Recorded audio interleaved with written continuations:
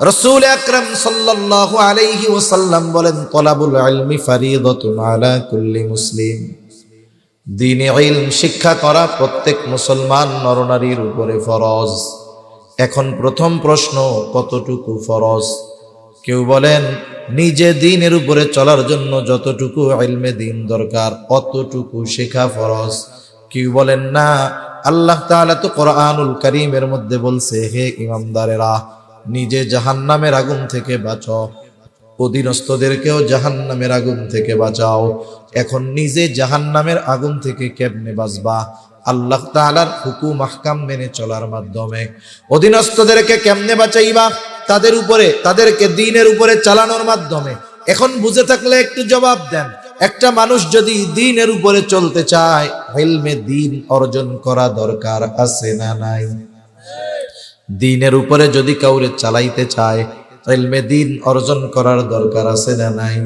তাহলে একটা মানুষ ওই পরিমাণ দ্বীন শেখা তার জন্য ফরজ, যতটুকু দ্বীন শিখলে সে নিজে এবং তার অধীনস্থদেরকে দ্বীনের উপরে পরিচালিত করতে পারবে।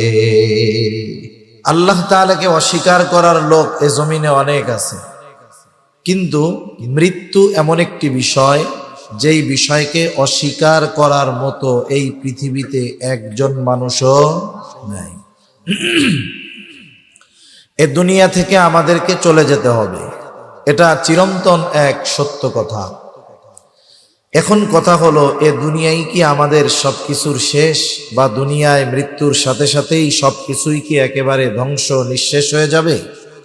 না, বরং মৃত্যুর মাধ্যমে নতুন আর এক বিষয়ের সূচনা হবে।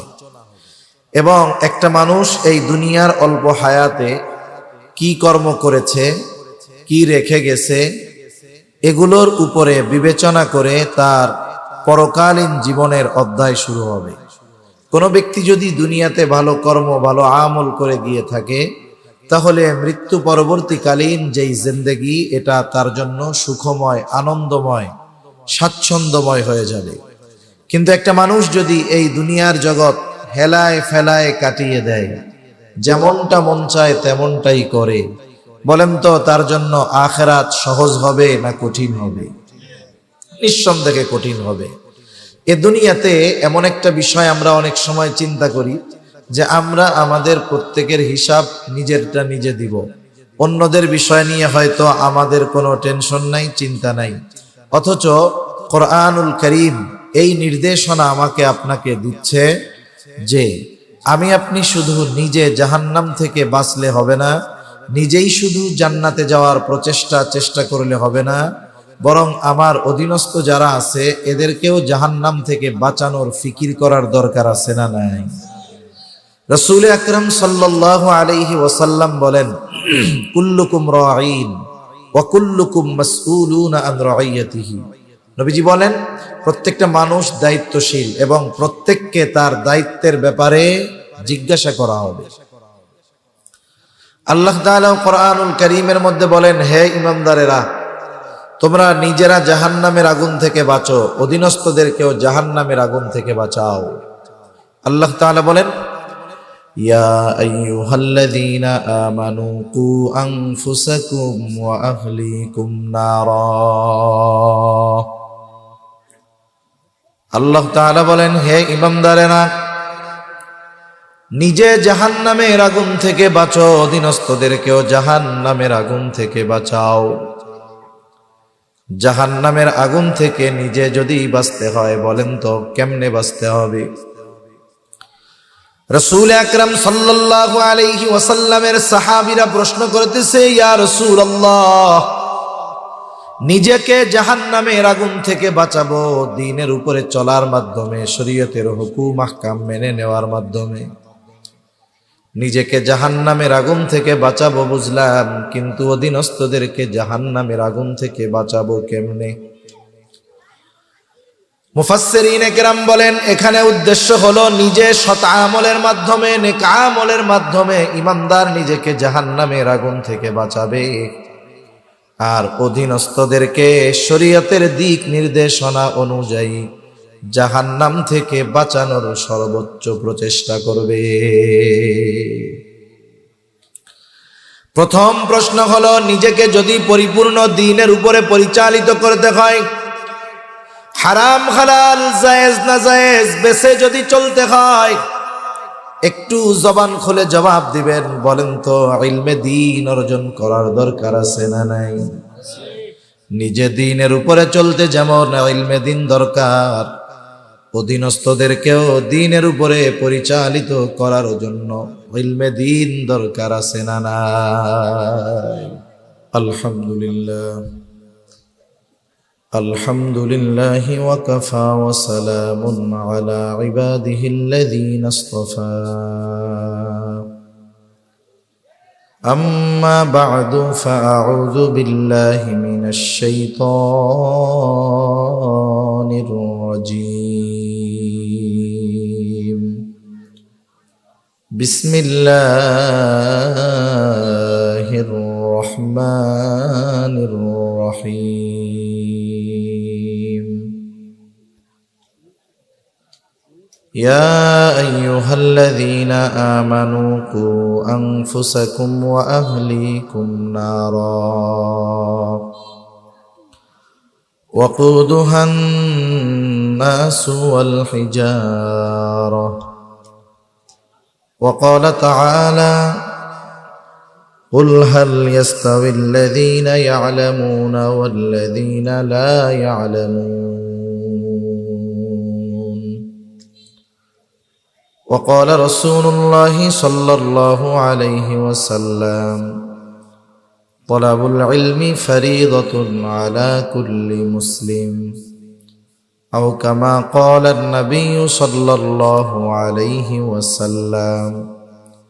صدق الله العلي العظيم وصدق رسوله النبي الكريم، ونحن على ذلك من الشاهدين والشاكرين، والحمد لله رب العالمين. سبحانك لا علم لنا إلا ما علمتنا إنك أنت العليم الحكيم. আমরা মোহাব্বতের সাথে সবাই দুরূদ শরীফ পাঠ করি। اللهم صل على محمد وعلى آل محمد كما صليت على إبراهيم وعلى آل إبراهيم إنك حميد مجيد. اللهم بارك على محمد وعلى آل محمد كما باركت على إبراهيم وعلى آل إبراهيم إنك حميد مجيد. আলহামদুলিল্লাহ। ঐতিহ্যবাহী নোয়াখালী জেলার অন্তর্গত বেগমগঞ্জ থানাধীন গোপালপুর আটিয়াকান্দি দারুল উলুম হক্কানিয়া কওমি মাদ্রাসার উদ্যোগে আয়োজিত প্রথম বার্ষিক ওয়াজ মাহফিলের সম্মানিত শ্রদ্ধেয় সভাপতি, আমন্ত্রিত উলামায়ে কেরাম, সামনে উপস্থিত মুরব্বিয়ানে কেরাম, সমবয়সী যুবক বন্ধু, স্নেহের ছোট ভাই এবং পর্দার অন্তরালে অবস্থানরতা সম্মানিতা শ্রদ্ধা মা ও বোন, দয়াময় আল্লাহ রব্বুল আলামিনের দরবারে অগণিত শুকর যে মহান মালিক আমাদের হায়াতে বরকত দিয়ে সুস্থ রেখে হাজারো মানুষের মধ্য থেকে যাচাই বাছাই করে হাদিসের ভাষায় জান্নাতের বাগানে আসার বসার, কিছু কথা বলবার এবং শ্রবণ করবার সুযোগ যে মহান মালিক আমাদের দান করেছেন, সে মহান মালিককে খুশি করার জন্য মোহাব্বতের সাথে জবান খুলে অন্তর থেকে আমরা একবার কালিমাতুশ শুকর পাঠ করি, আলহামদুলিল্লাহ।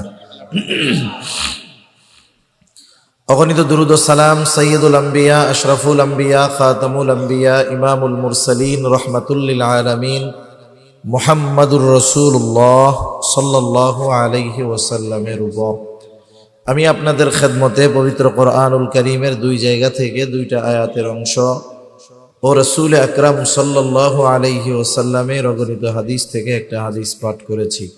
আল্লাহ তাআলার কাছে তৌফিক চাই। আল্লাহ তাআলা কিছু কথা আমাকে অল্প সময়ের মধ্যে বলার তৌফিক দেন, যে কথাগুলো আমাদের সবার দুনিয়া এবং আখিরাতের জন্য কল্যাণকর হয়। সকলে বলি আমিন।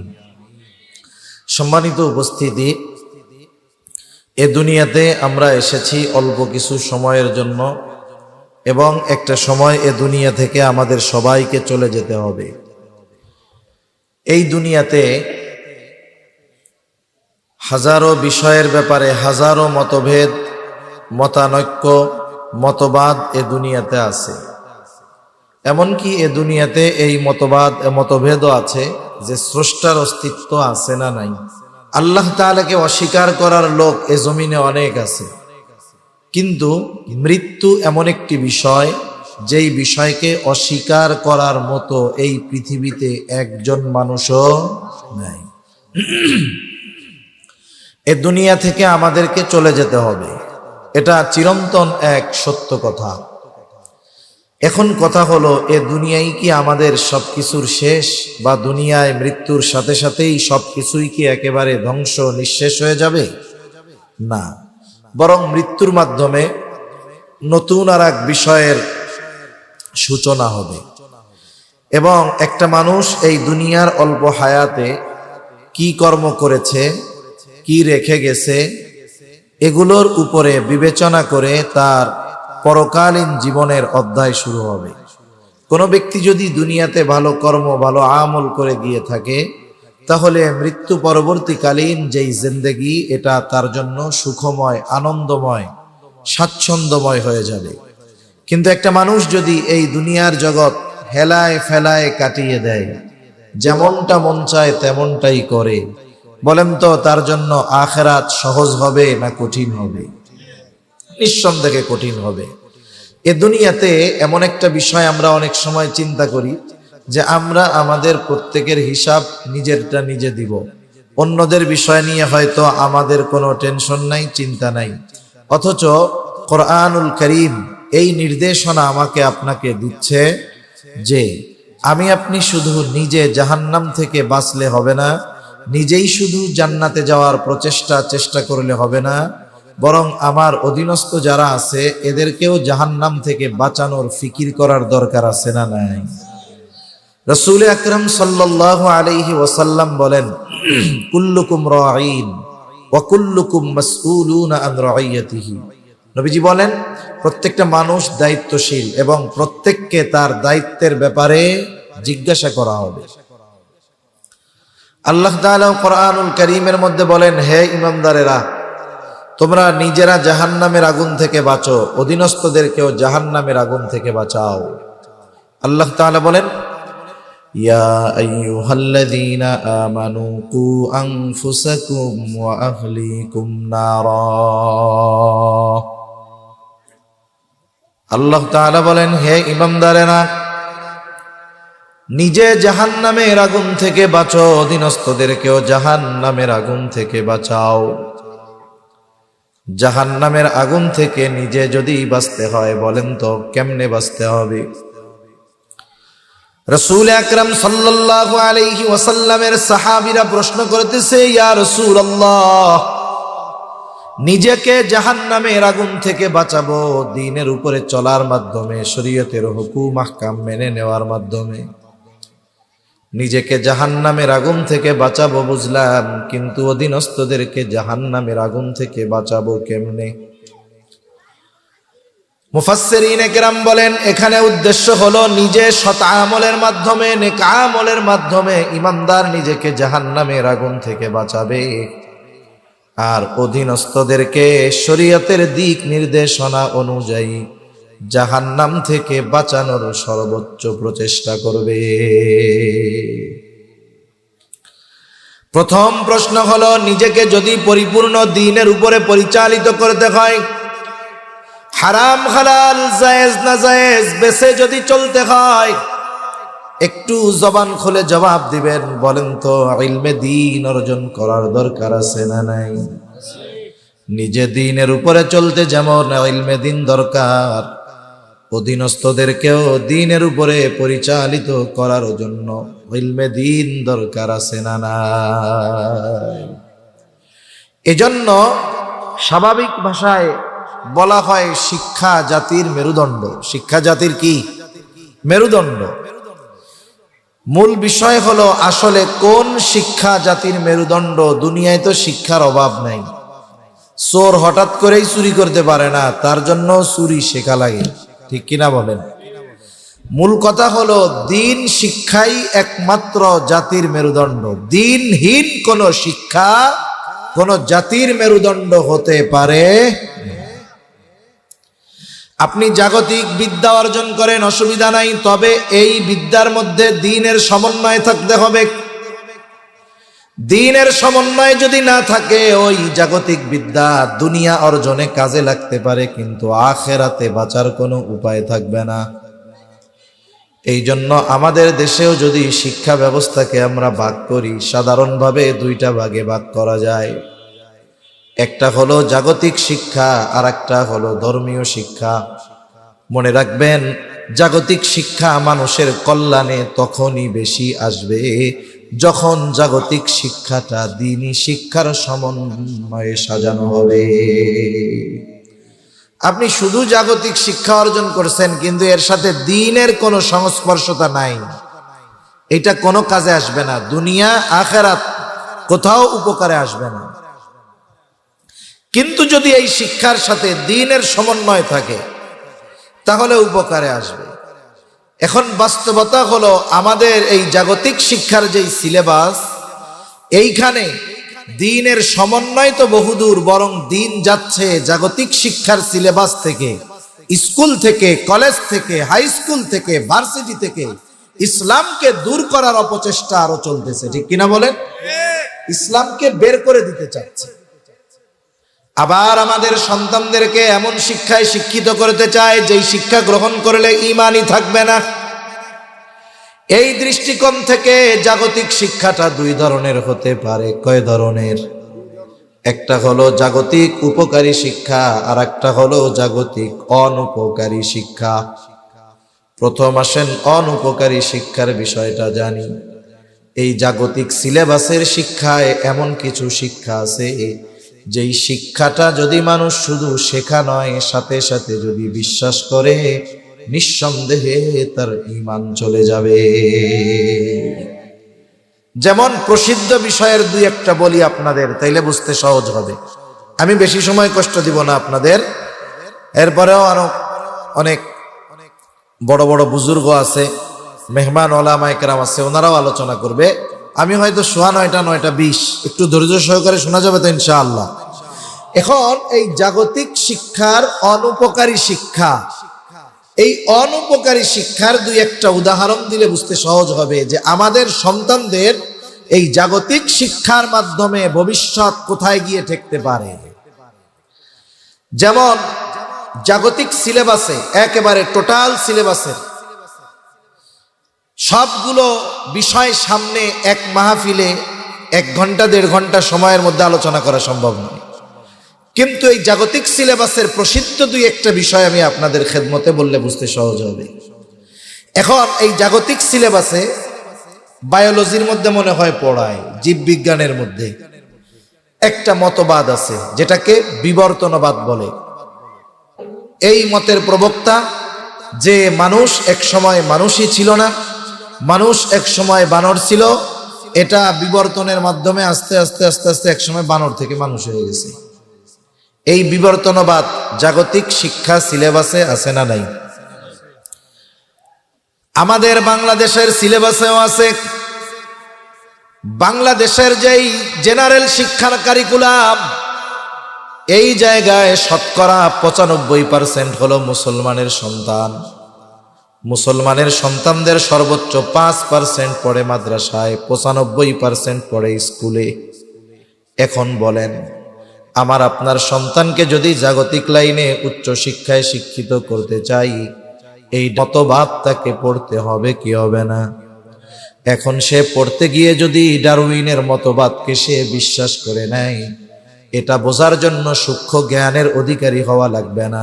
কেউ যদি এই বিশ্বাস করে নেয় মানুষ মানুষ ছিল না, মানুষ বানর থেকে হইছে, একটু জবান খুলে বলেন তো, যে এই বিশ্বাস করবে তার ঈমান থাকবে নাকি যাবে?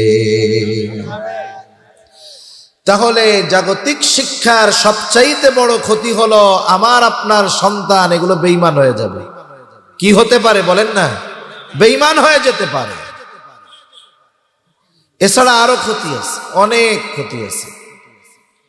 এজন্য আমাকে আপনাকে, আমার আপনার দেশের শিক্ষা ব্যবস্থা, যেহেতু এদেশে 95% মুসলমানের সন্তান স্কুল কলেজে পড়ে, উচিত ছিল মুসলিমদের প্রয়োজনীয় শিক্ষা ব্যবস্থাকে সামনে রেখে আধুনিক শিক্ষার প্রণয়ন করা। কিন্তু আফসোস, আমার আপনার সন্তানদেরকে দিনহীন করার জেনারেল শিক্ষা কারিকুলামে যতটুকু দিন ছিল ওইগুলাও বের করার অপচেষ্টা চলতেছে। ঠিক কিনা বলেন? মাঝে মধ্যে খোসা মাইরা দেখে যে আপনাদের আমাদের ঈমান ঠিক আছে কিনা। মাঝে মধ্যে দেখে চোর যখন কোনো বাড়িতে চুরি করতে যায়, আপনাদের এলাকায় চুরি টুরি হয়, আগে যখন মানুষের মাটির ঘর ছিল তখন ওই শিংকাইটা চুরি করতো না? ওই কালের এক চোর রে মুরব্বীরা ধরে জিজ্ঞাসা করছে, মানুষ তো ঘরের মধ্যে থাকে, তোরা কেমনে বুঝো যে এই বাড়িতে আজকে চুরি করা যাইব? এখন চোর বলতেছে যে চুরি করার আগে ওই বাড়িটা সে কয়েকবার আসে, ঘুরে টুরে দেখে যে বাড়ির অবস্থা কি। এখন চুরি করার নিয়তে একদিন আসছে, আসার পরে সে আগে টেস্ট করে যে ঘরের লোক সজাগ আছে কিনা। কেমনে করে? চুরি করার জন্য চোরের যেই কাজ, এর তো একটা আওয়াজ হবে, তো শব্দ হবে না? ও জানে যে আমার এই চুরির কার্য সম্পাদন করতে এতটুকু আওয়াজ হবে, ওই আওয়াজের চাইতে আর একটু বেশি জোরে সে আওয়াজ করে, বাড়ির দরজার মধ্যে আঘাত করে, নাইলে টিনের বেড়ার উপরে আঘাত করে। এখন বলেন তো, রাত 2টার সময় ঘরের মধ্যে কোনো মানুষ যদি সজাগ থাকে, এই রকম অনাকাঙ্ক্ষিত আওয়াজ যদি হয়, ওই বাড়ির মানুষ ঘরের বাইরে না আসলেও কমপক্ষে ঘরের মধ্য থেকে বলবে না, এই কে রে? বলে কি বলে না? এখন চোর এই আওয়াজের পরে যখন ঘরের মানুষের ঘরের থেকে আওয়াজ আসবে, এই কে রে, চোর কি বুঝবে বলেন তো? চুরি করা যাইব ওই বাড়ি? এবার চোর কি করবে? চলে যাবে। আপনাদের কি মনে হয় যে আজকে চলে গেল বিধায় আর এই বাড়িতে চুরি করতে আসবে না? বিষয়টা কি এরকম না? টার্গেট আছে, কিন্তু আজকে ওই টার্গেট পূরণ করতে পারবে না। কারণ কি? ঘরের মানুষ সজাগ। আর যদি ওই আওয়াজ 2-3 বার করার পরে ঘরের মানুষ বিদেশি কম্বলের তলে শীতে নাক টাইকা ঘুমায়, নাক ডেকে যদি ঘুমায়, চোর চিন্তা করবে আজকে তাহলে এই বাড়ি থেকে চুরি করতে কোনো অসুবিধা নেই। সিংখুইরা ঘরে ঢুকবে, যা মন চায় সব নিয়ে চলে যাবে। বইয়ের পেজের মধ্যে, ইসলাম ধর্ম বইয়ের মধ্যে মূর্তির ছবি দিয়া দেয়। এগুলো দিয়ে মূলত আমাদের পরীক্ষা করে যে এই ধরনের কাজ করার পরে মুসলমান অভিভাবকদের পক্ষ থেকে কোনো প্রতিবাদ আসে কিনা। এইবার যখন ক্লাস 3-র মধ্যে ইসলাম ও নৈতিক শিক্ষা বইটা দিল, কাভার পেজের পেছনের কাভার পেজের ভেতরের অংশে দুর্গা মূর্তির ছবি। এ বাংলাদেশের মানুষ হয়তো ইবাদতে দুর্বল, কিন্তু দ্বীনের ব্যাপারে, ইসলামের ব্যাপারে এদের অন্তরের মধ্যে মহব্বত আছে না নাই? মানুষেরা ফুসলে উঠছে, পরের দিনই বইগুলো উঠায় নেওয়া শুরু করছে। আর বলতেছে এইগুলা ভুলে হইছে। কিসে হইছে বলেন? ভুলে হইছে। ভুলে শুধু মুসলমানদের বইয়ের মধ্যে মূর্তি আসে, কিন্তু ভুলে কোনোদিন অন্য ধর্মের বইয়ের মধ্যে আমাগো কাবা মসজিদের ছবি যায় না। ভুল এতই দুষ্টু, খালি মুসলমানদের বইয়ের মধ্যে হয়, অন্য জায়গায় হয় না। আর যদি মুসলমান চুপ থাকতো, কথা না বলতো, স্বীকার কইরা নিত এটা ভুল, তাহলে দিন যাইতো আস্তে আস্তে আরো অন্য কিছু বইয়ের থেকে বের করে নতুন কিছু ঢুকায় দেওয়া হতো। ঠিক কিনা বলেন? সেজন্য সাবধান, আমাকে আপনাকে সজাগ থাকতে হবে, হুঁশ থাকতে হবে। কারণ আমার আপনার সন্তান এই বইগুলো যখন পড়বে, ওইগুলোর বিশ্বাস যখন তাদের মধ্যে আসবে, হতে পারে ওই বিশ্বাস তার ঈমান ধ্বংসের কারণ হতে পারে। আরো কত কিছু এই জাগতিক শিক্ষার মধ্যে শিখায়, একথা সব এক মজলিসে বলা সম্ভব না।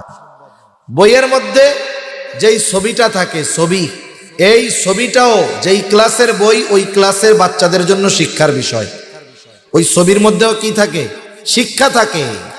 যেমন স্কুলের 7ম শ্রেণীর একটা বইয়ের নাম হলো ইতিহাস ও সামাজিক বিজ্ঞান। ইতিহাস ও সামাজিক বিজ্ঞান। এখন এই বইয়ের কাভার পেজে একটা মেয়ের ছবি দেওয়া আছে, ক্লাস 7 বই। মেয়েটার পরনে হলো হাফ প্যান্ট। কি প্যান্ট বলেন? Half pant. ক্লাস 7 যারা পড়ে বলেন তো এরা কি খুকি নাকি প্রাপ্তবয়স্ক? নিঃসন্দেহে মেয়েটা যে 7 পড়ে কমপক্ষে তার 13 থেকে 14 বছর হবে। যেই ছেলেটা পড়ে কমপক্ষে তার 13 থেকে 14 বছর হবে। 13-14 বছর বয়সে ছেলে মেয়ে অধিকাংশ ক্ষেত্রে বালেগ হয়ে যায়, প্রাপ্তবয়স্ক হয়ে যায়। হাদিসের মধ্যে আসছে আহাদুল বুলুগ, বালেগ হওয়ার সীমা রেখা হলো 15 বছর। তবে এটা সূর্যের হিসাবে নয়, সৌর হিসাবে নয়, চন্দ্র হিসাবে। চন্দ্র হিসাবে যদি 15 বছরে বালেগ হয় তাহলে ইংরেজি হিসাব যেটা ওটাতে হয় 14.5 বছর। কয় বছর? তার মানে 14.5 বছর বয়সে একটা ছেলে বালেগ হয়ে যায়, এর আগেও হতে পারে। একটা ছেলে মেয়ে যখন বালেগ হয় না, শিশু থাকে, নাবালেগা থাকে, তখন তাদের উপরে শরীয়তের কোনো হুকুম সাব্যস্ত হয় না। কিন্তু যেই ছেলে যেই মেয়েটা বালেগ, বলেন তো কোন ছেলে যদি প্রাপ্তবয়স্ক হওয়ার পরে হাঁটু বাহির কইরা হাঁটে তার গুনাহ হবে কি হবে না? প্রাপ্তবয়স্ক হওয়ার পরে ওই ছেলেটাকে সতর ঢাইকা চলতে হবে, কমপক্ষে নাভি থেকে হাঁটুর নিচ পর্যন্ত ঢেকে রাখতে হবে। আর যদি মেয়ে হয় তার গোটা দেহটাকে ঢেকে রাখতে হবে। এমনকি একজন সাবালিকা বালেগা মেয়ের কণ্ঠস্বরটাও মোটামুটি সতর। কারণ এদেশে বহুত মানুষ শুধু কণ্ঠস্বর শুনে পাগল হয়ে গেছে। আমাদের অঞ্চলে এক জায়গায় ঘটনা ঘটছে, আগে যখন ওই যে মোবাইল ছিল 300 টাকায় 45 না 47 মিনিট, ওই জামানায় একজন মেয়ের সাথে কথা বলছে দীর্ঘকাল। কণ্ঠ ছিল কোকিল কণ্ঠ, তখন তো আর দেখার মোবাইল আসে নাই। এবার দেখা করতে গেছে, যাইয়া দেখে এটা পেতনির মতো কালা। এই কণ্ঠের আকর্ষণে অনেক ফিতনা হতে পারে। এজন্য নারীর কণ্ঠটাও এটা সতরের অন্তর্ভুক্ত। নারী রাস্তায় চলবে, জোরে পাও ফেলবে না। এখন বলেন ক্লাস 7 মেয়ে ওই বইয়ের সামনে দেওয়া হাফ প্যান্ট পরে আছে, এর দ্বারা কি বুঝাইতে চায়? ওরা বোঝাতে চায়, ও ক্লাস 7 মেয়ে, তুমি ক্লাস 7 পড়ো, তাতে কি কোনো অসুবিধা নাই, তুমিও হাফ প্যান্ট পরে মানুষের সামনে যাইবা, কোনো অসুবিধা নাই। তার মানে মুসলিম সমাজে ওই শিক্ষা দেওয়ার মাধ্যমে আমার আপনার কন্যা, আমার আপনার বোনদেরকে ওরা উলঙ্গ করতে চায়, ওরা বোঝাতে চায় অশ্লীল অশালীন চলাফেরায় কোনো অসুবিধা নাই। এখন এই ধরনের এক একটা বলতে গেলে অনেক কথা বলতে হবে। মোট কথা হলো জাগতিক শিক্ষার দুইটা দিক, একটা হলো অনুপকারী শিক্ষা, এটাই এখন বেশি জাগতিক সিলেবাস। আর একটা হলো উপকারী শিক্ষা, এর মধ্যে থেকেও কিছু উপকার আছে, তবে ক্ষতি বেশি। যেমন একটা ছেলে লেখাপড়া করে ডাক্তার হলো, ইঞ্জিনিয়ার হলো, এই সমাজের মানুষের চিকিৎসার জন্য ডাক্তারের দরকার আছে না নাই? জোরে বলেন আছে না নাই? ইঞ্জিনিয়ারের দরকার আছে না নাই? এখন একজন ডাক্তার হয়ে আসে যদি চিন্তা করে আমি তো এখন মোটামুটি একটা টাকার মেশিন, নোয়াখালীতে সুন্দর একটা চেম্বার দিছে, 1000 টাকা করে ভিজিট নেই, যেই যায় রুগী সুস্থ হোক আর অসুস্থ হোক 10,000 টাকা টেস্ট ধরায় দেয়। আছে না এরকম ডাক্তার? সুস্থ লোকরে টেস্ট দিয়ে আবার কইছে আচ্ছা আপনি আমাগো এলাকার লোক, আপনার লাগে 10% কম দিলাম। চাচাও কিন্তু খুশি, জরিব বাবারে আমারে কত মহব্বত করে, 10,000 টাকা বিল আমারে 1000 টাকা কমায় দিছে। কিন্তু দেখা যাবে কি এই 9,000 টাকাই কাকার কাছ থেকে হুদা হুদা নিছে, মানে শুধুই নিছে। আর এই 9,000 টাকা থেকে 4,500 টাকা ডায়াগনস্টিক সেন্টার নিবে আর 4,500 ডাক্তার খাবে। আবার বলে দেয় চাচা টেস্ট কিন্তু ওইটার থেকেই করবেন, অন্যটার থেকে করলে কিন্তু ভালো হবে না। আছে না নাই? এখন এটারে ডাক্তার কইবেন না ডাকাত কইবেন? তাহলে জাগতিক শিক্ষায় শিক্ষিত হয়ে উপকারী জ্ঞান অর্জন করেও অনেক সময় ডাকাত হতে পারে। আবার কিছু ডাক্তার আল্লাহর বান্দা এমন আছে, ডাক্তার হয়েছে ঠিক, প্রত্যন্ত অঞ্চলে তার বাড়ি, সপ্তাহে একদিন অথবা মাসে একদিন সে গ্রামে আসে। আসার সময় স্বাভাবিক মানুষের যেই প্রাইমারি চিকিৎসার ওষুধগুলো নিয়ে আসে, জ্বরের ওষুধ নিয়ে আসে, স্যালাইন নিয়ে আসে, কিছু সিবিট নিয়ে আসে। গ্রামে আইসা ওই একদিন এলাকার দরিদ্র অসহায় মানুষদেরকে ফ্রি ট্রিটমেন্ট দেয়, ফ্রি দেখে। আবার যার জ্বরের বড়ি দরকার তাকে জ্বরের ট্যাবলেট দিয়া দেয়, যার গ্যাসের ওষুধ দরকার গ্যাসের ওষুধ দিয়া দেয়।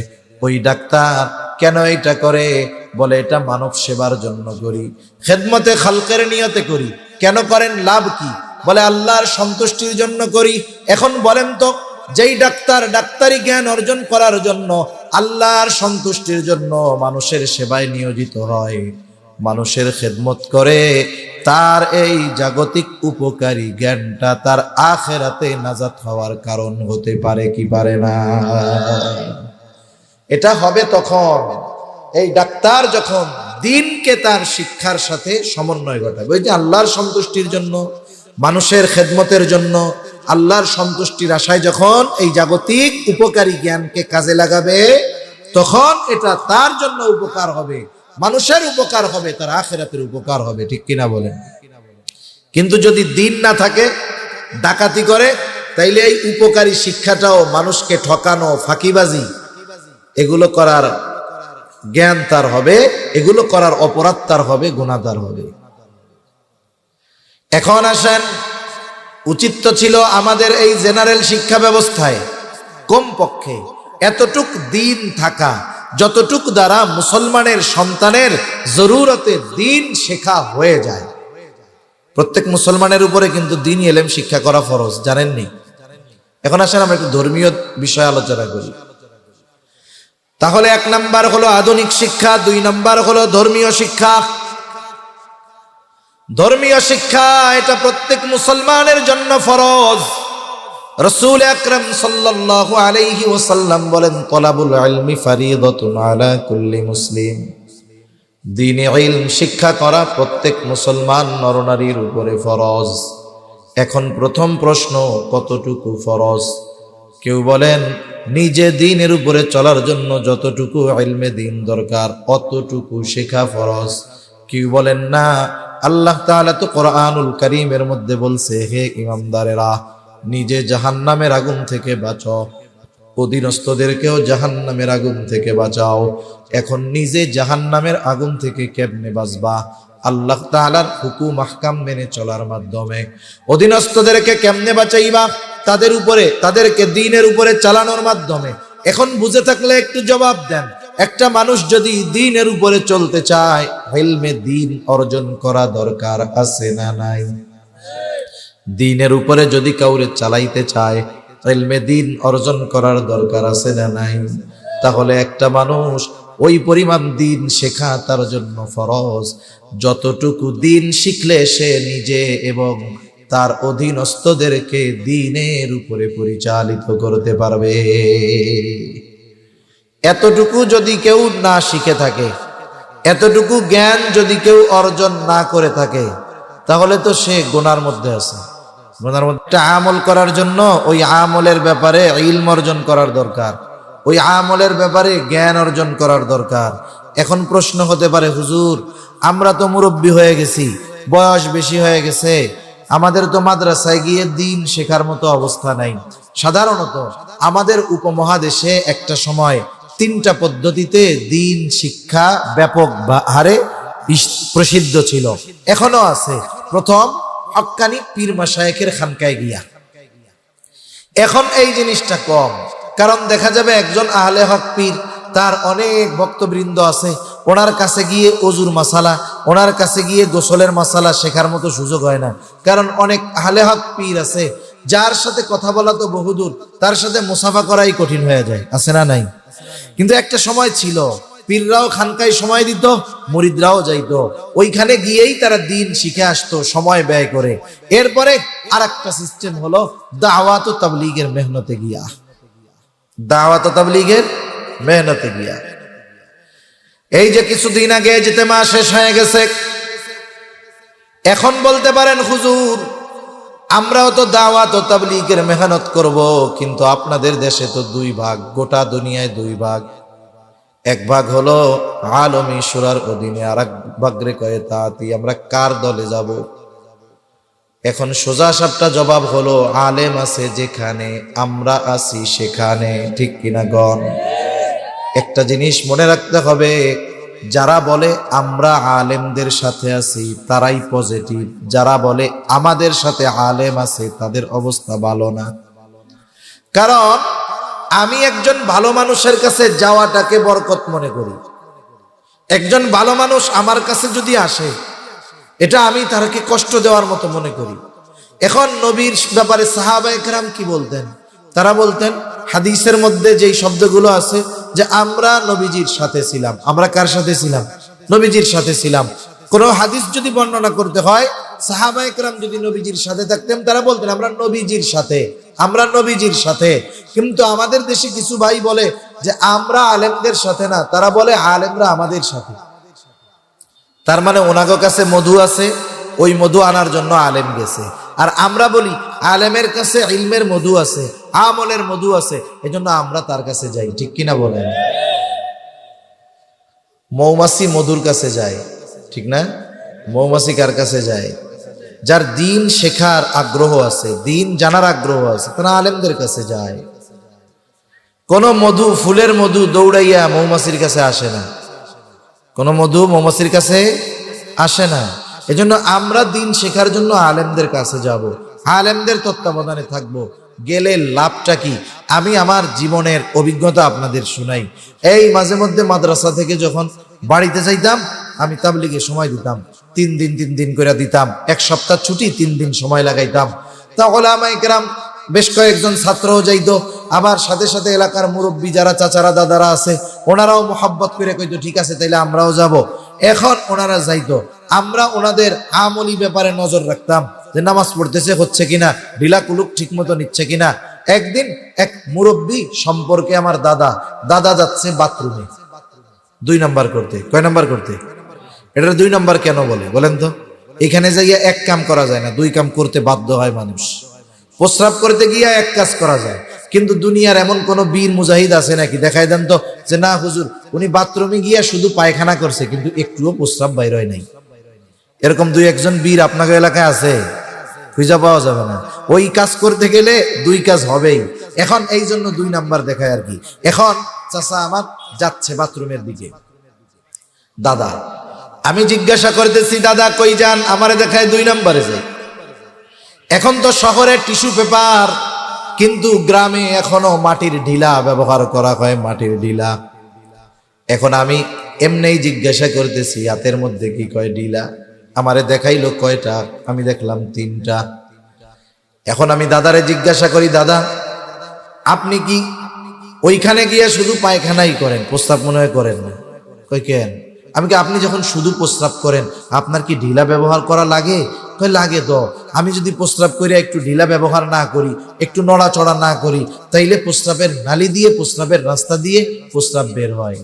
এখন বলেন নামাজ ফরজ হওয়ার, নামাজের যেই ফরজগুলো আছে, নামাজ হওয়ার জন্য যেই বিষয়গুলো ফরজ, এর মধ্যে অন্যতম একটি ফরজ হলো শরীর পাক, কাপড় পাক। এখন 1 ফোঁটা প্রস্রাব যদি লুঙ্গির উপরে পড়ে, ওই ফোঁটা কি জায়গায় থাকে না ছড়ায়া যায়? যতটুকু জায়গায় ছড়ায়া যায় ওই পোশাকের দ্বারা নামাজ না হওয়ার জন্য এটা যথেষ্ট। কথা বুঝেন নাই? এখন আমি দাদারে জিজ্ঞাসা করতেছি আপনি পায়খানায় গেলেন, ঢিলা 3টা ব্যবহার করবেন, কই পায়খানার রাস্তায়। আমি কই প্রস্রাব করার পরে আপনার প্রস্রাব বের হয়, ঢিলা ব্যবহার করা লাগে, নড়াচড়া করেন, কিন্তু পায়খানায় যাইয়া যেই প্রস্রাব করেন ওই প্রস্রাব মনে হয় বের হওয়ার সম্ভাবনা নাই।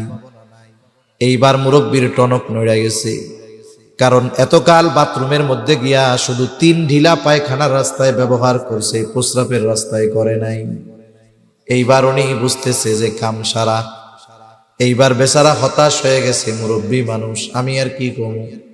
আমি একটু সান্ত্বনা দিয়ে বললাম আপনি যখন বাথরুমে যাবেন নিয়মটা শিখে নেন।